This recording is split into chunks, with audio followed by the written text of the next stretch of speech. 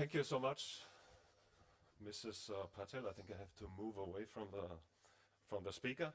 Thanks for zooming in on these really critical issues. What are these partnerships all about? How do we stay diaspora while becoming professional? How do we become a bridge and not another layer? So I think thanks a lot to the opening panel, also to the keynote speakers. We do have time for some questions and discussions now that we have you here. We will need one microphone in this area here. Who's running with the microphones? You are? Okay. And then we'll need another one for the audience. Okay.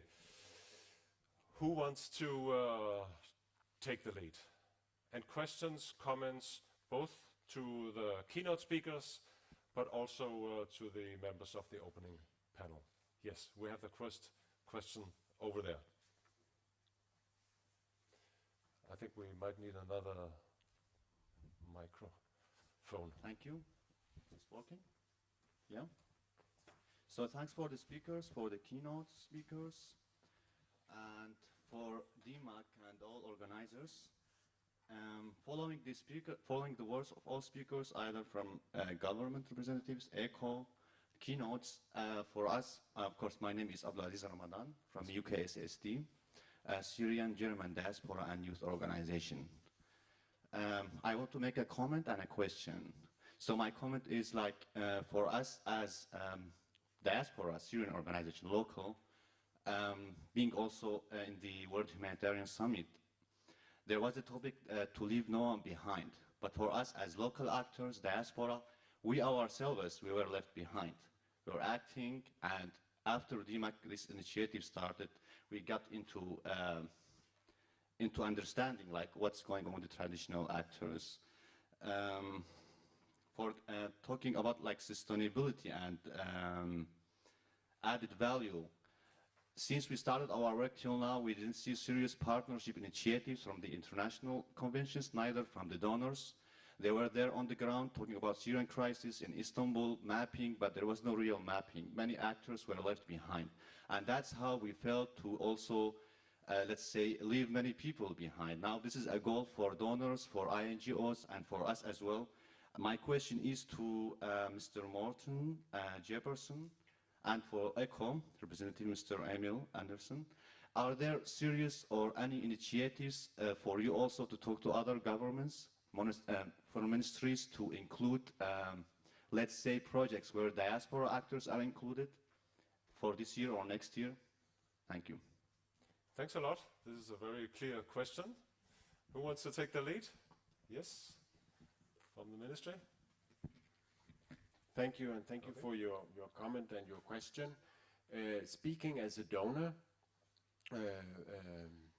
representing the Danish government, as I mentioned from the podium, we believe that we have not, together with you, been maybe not first mover, but been in the lead as a donor to actually support you in your effort, because we saw it contained a value to support the diaspora. We have done it through Danish Refugee Council and are supporting this initiative, the DEMAC, and it's our plans to continue to do so.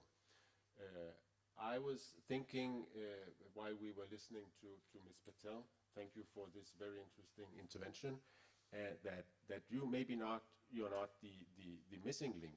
Maybe you are the added value link. Or the additional link. So maybe redefine yourself as that, because I think we all need to explore the potential. So thank you. Yes. Thanks a lot, Morten. Emil, you want to reply to this from ECHO? Yeah. Also, again, speaking on behalf of the European Commission, or ECHO as we are referred to within the humanitarian community, for us, the whole localization debate and discussion about valorizing the knowledge and importance of diaspora and local actors is not something new for us. I mention it as one of the outcomes of the World Humanitarian Summit, but indeed it's a debate which has been around for a long time. As the main donor behind the DEMAC project, I think that pays tribute to the importance that we're giving to this. But it's also not the first time that we are engaged in this type of activity. I think it's the first time, to my knowledge, that we are engaging in a more sort of conceptual exercise about mapping out. But it's certainly not the first time that we are working closer with local actors. There are a number of challenges to overcome in this localization debate, which is also of a more sort of, as you'd say, administrative, political nature, of course. Going forward, we need to see how we can, in the spirit of the grand bargain, which is one of cutting costs wherever costs can be cut, there's obviously a case to make for channeling aid resources directly to local actors without necessarily passing through various layers of interlocutors and actors. And this is something that we are currently looking into in our follow-up to the World Humanitarian Summit. What is feasible within the framework that we need to operate as an accountable donor. So indeed, as I said in my speech, I think with DEMAC we have made an important step forward. It's not for us as ECHO the first of its kind, and it's certainly not the last time that we are going to engage in this continuous assignment of mobilizing resources best we can. Great, thank you. I think you can pass over the microphone. Okay, I think leaving no one behind, it goes both ways. It goes a responsibility of the diaspora organizations have to open the doors, have to make themselves accountable, not linked to any group, especially in the conflict zones. I was one of the people who actually, for Syria problem, it's a conflict zone, it's divided by different groups, and there's no-go area to many people. And mixing cards is not on the agenda, okay? Being a young organization as well with no track record, this frightens the donor agencies because they would like to see a track record. Even with Islamic League for discussing in 2012, shall we give any one of the Syrian organization in UK? Said no, at least we need to have 2 to 3 years financial summary or financial audit, financial report. This regulation governed by the international law, which is counter-extremism, counter-terrorism, counter law, which is actually crippling the humanitarian effectiveness and response. In Somalia is the same. So there's a lot of area was controlled by prescribed groups, and we don't know how to work there. And that's why organization would like to go there so they be actually classified. So these challenges has to go on both ways, on international community, on the governments, on INGO, as well as on us as diaspora organization. Open up the doors and speak out and understand the spoken language in the conferences. Not just attend the conference and shout. Shouting is not going to get us anywhere. Listen, understand, comprehend, and deliver. Thank you. Yes, thanks a lot. That's also a very clear message. Great. I would like to focus on deficit thinking. Because I think we often put ourselves down. There is too much deficit thinking. We do a great job. I can tell you from my conversations with the Syrian organizations who negotiate access, those negotiation skills, if they were weighed and valued, you would have a different situation, okay? So let's not think that we don't have this, we don't have that. Of course, everybody has weaknesses, and I can tell you, having worked in NGOs, so do they, okay? So it's about looking at yourselves and saying, okay, where is it we want to add value, and how can we strengthen things, capacity that we need to strengthen to be able to do effective job and deliver, okay? So let's have a bit of confidence in ourselves. We're here because of that reason, and that we have the right conversation from a positive, from strength. Because if we think deficit, then, people can put us down. So I just want to point that out. Thanks. Yes, thanks. No deficit.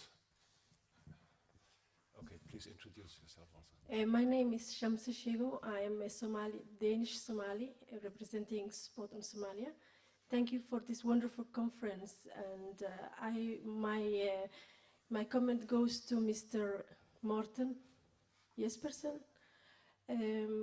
As the Secretary General of the Danish Refugee Council said, he started saying that the diaspora humanitarianism is very important. And you also emphasized that there is a need of to include the diaspora in the humanitarian field. But you also mentioned fragmentation's challenges, and you were talking about lack of focus, the diaspora's lack of focus in advocacy, their limited capacity, and so on. As Dr. Hani El-Bani said, the diaspora should be treated as partners. And we need you, sir, to open the doors for us. We need an inclusive strategy, inclusive policy, because most of the time we feel left behind. So that is my comment. Thank you very much. Thanks a lot. Andreas or Morten? You want to take the lead, Andreas? Yeah, actually a very brief comment, maybe not an answer to you, but listening to these questions and answers, I believe it's obvious that the diaspora plays a very important role in sort of translating the support for those in need out there. It's obvious to me. My point is, it's also very, very important that you contribute to what happens in Denmark and Europe today. We really need your support to build the bridge over the gap between cultures, between languages, between understandings, because we have a world that is divided so much, and it is a bit scary. So please be active out there as well as in Europe to support the bridge building process. Thank you. Thanks a lot, Andreas. We do have actually three hands. Yes. Okay. You want to come in quickly? Yes. Thank you. No, there was a direct question, I think, to Danish government, you could say. I'm not sure I specifically put focus on lack of capacity. I actually didn't mention that. But you're right in the sense that when you come and ask us for funds, we have to be very aware of quality in the activities. I mean, you mentioned it very clearly, Doctor, on track record, and it's a dilemma, of course. I mean, there are a lot of capacity out there. There's a lot of needs, and you have the idea of how we can match that. And we would actually like to support, but we are also administrating taxpayers' money, and we are under very hard scrutiny every day in our work. So we have to make sure that it actually pays off in the form of additional effort, and that's very hard, and we are struggling every day. And as I mentioned, we are supporting, we are putting emphasis on this, but would you like to receive more, bigger funds? I'm sure. Are we under some restriction? Yes, we are, for good reasons, but we are definitely working with you on this. Thank you. Yes. Thanks a lot. Okay. Do you want to come in very quickly? Because I think actually some of the comments you must use the microphone. Sorry. So I think some of the comments were indeed made in my intervention on behalf of the Commission.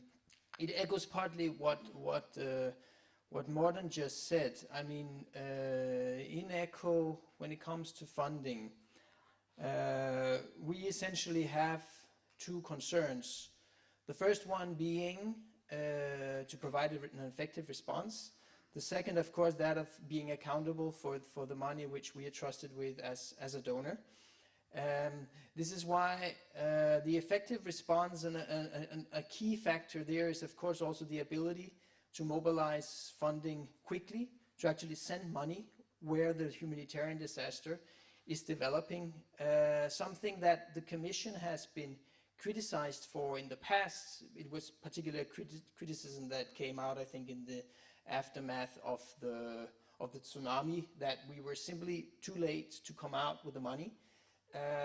On the back of that, we have developed a system of framework contracts. That means that we pre-check all our partners, so we are sure beforehand that these are partners that live up to the different reporting requirements, that the accountability is in place. So when the disaster strikes, we don't need to start spending time checking these things. These are checked up front. We can immediately channel the money and execute operations. So I think that this thinking also needs to be part of this discussion. Accountability is also a question of actually being able to respond quickly. Good. Thanks a lot to both of you, making clear the donor perspective. Now let's move to this side over here. Turn on the microphone. Yes. It's on. Hi, my name is Miriam, and I'm with the Syria Relief and Development in Jordan. I just want to comment a little bit on this issue of equitable partnership. And I want to thank Ms. Patel for really honing in on what an operations person like myself, who's negotiating contracts, writing reports, doing all that donor-funded stuff, deals with on a day-to-day basis. I think as a diaspora organization, it's important to talk about equitable partnership both with the INGO as well as with our local partners. One of the downsides of heavily engaging the diaspora in the Syrian conflict is that there's almost a hierarchy of diaspora. We find ourselves, the ones who are North America based or Europe based, we have a seat at the table now. We're engaged with the UN coordination mechanism.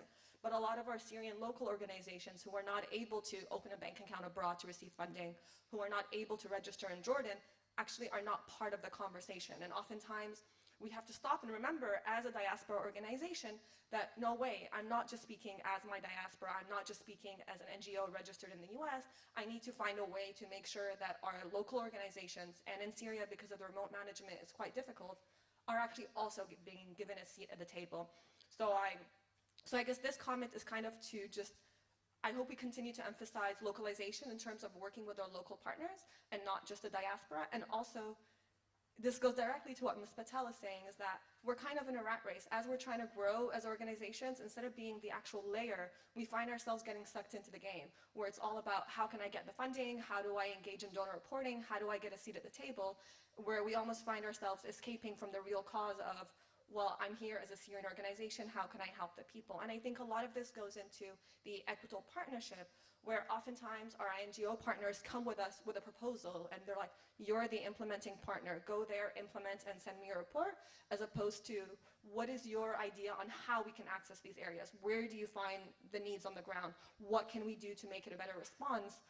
And a lot of the capacity building that we receive is mostly to implement a certain agreement, a certain grant, as opposed to how to grow as an organization. So I ask the donors here to maybe include a little bit of accountability to the INGO partners in the reporting on how are you growing the capacity of this organization, how are you going to work with them after the grant is completed, how are you going to help them continue to strive for funding, as opposed to it being a one-off relationship that is dependent on one grant. And I think this issue of equitable partnership, is coming to head right now in Syria, and this is where we have a few weeks ago where Syrian NGOs actually decided that they were not going to participate in certain UN mechanisms because they felt that instead of being given a seat at the table, that they were just being treated as an implementing partner. Oh, okay, thanks a lot. Thank you. So let's move to the next comment right away.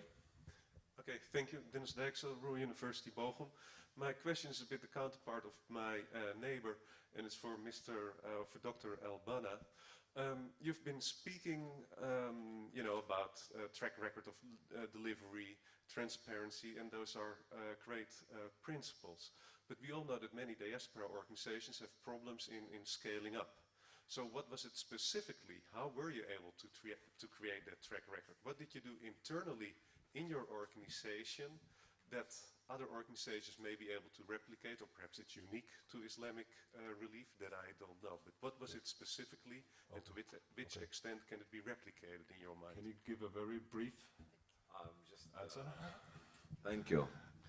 Otherwise, you have to take it over I'm coffee. developing a new policy for humanitarian response, which is the money you give for disaster response.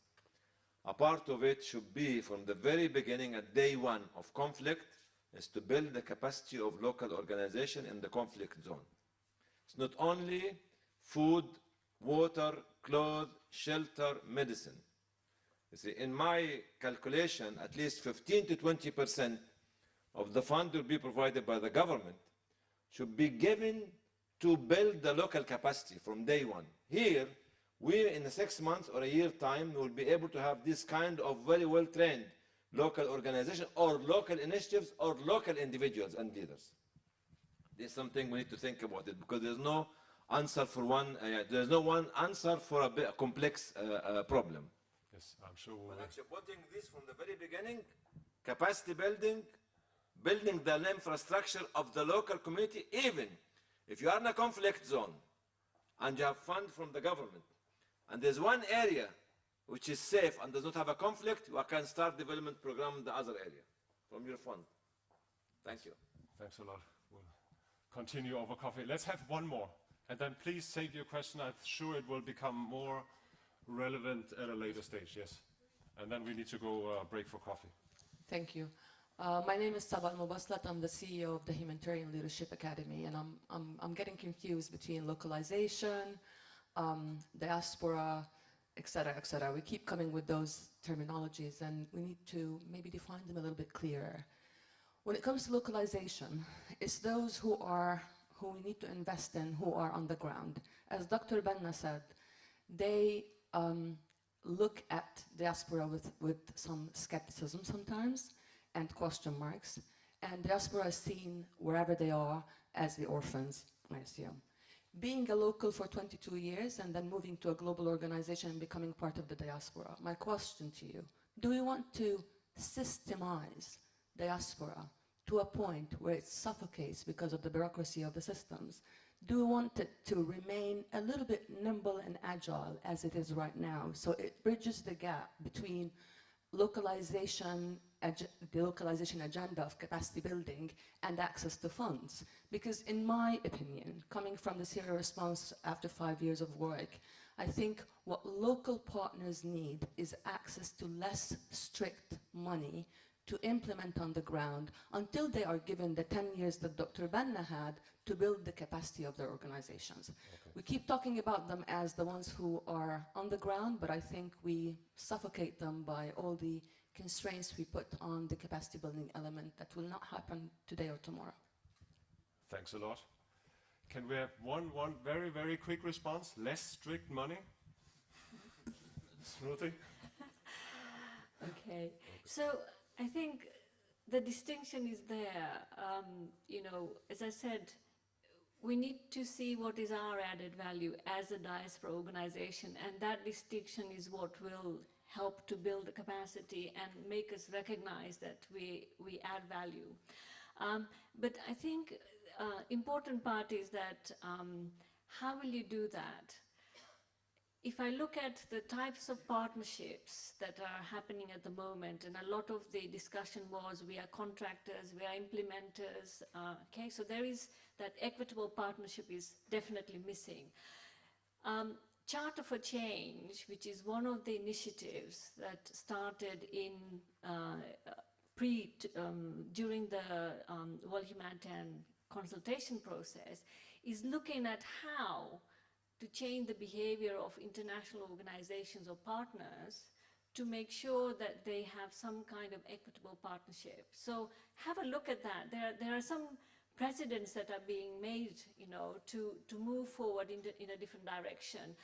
Hold your partners accountable. There are partnership principles out there. There are core humanitarian standards. It holds those organizations that your partnership also to account. But you need to also have the confidence to be able to bring that up. And there is a distinction. Please stay true to your cause and don't get sucked up into the system, because if you do, you will become like the rest, and then there is no distinction. Thanks. Okay, thanks a lot. Final word from Morten? Thank you, and thank you for the direct question. do we need less, or can we expect more or less restricted funding? That's your question. So you don't spend all your time getting tangled into procedures, etc. I fully understand your question and request, but I have to be honest and say don't get your hopes up, because it's actually maybe going opposite direction. I mean, we are, as I mentioned to another question, we are spending taxpayers' money, and it's getting harder and harder, and we at the same time know at the administrative side that we need to take more risk.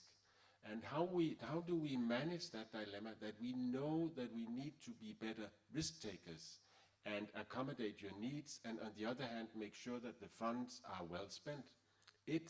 It's a thing we are struggling with every day, and there's no easy solution to that. Thank you. Yes.